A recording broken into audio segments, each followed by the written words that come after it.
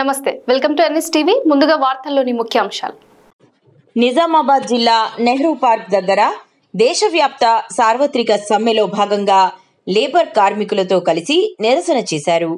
ఈ సందర్భంగా ఐఎఫ్టియు జిల్లా సహాయ కార్యదర్శి దొడ్డు గంగాధర్ మాట్లాడుతూ, కేంద్ర ప్రభుత్వం తెచ్చిన కార్మికులు సాధించుకున్న 44 చట్టాలను 4 లేబర్ కోడ్లను విభజించారు.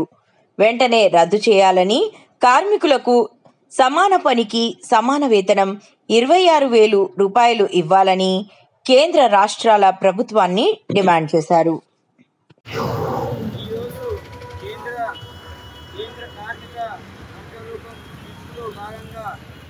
అఖిల భారత కార్మిక సంఘాల సమైక్య ఆధ్వర్యంలో భారత్ బంద్ విజయవంతం చేయాలని చెప్పేసి ఇక్కడ లేబర్ యూనియన్తో బంద్ తీసుకున్నాం.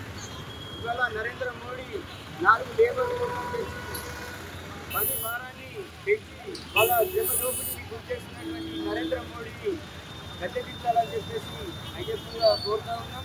ఇవాళ దేశంలో అనేక సంపదలు ఉన్న కార్మికులు వాళ్ళ శ్రమ దోపిడీని అంబానీ ఆదాని అటువంటి బడబడ కార్పొరేట్లకు ఇవాళ దేశాన్ని దోచిపెట్టున్నారు.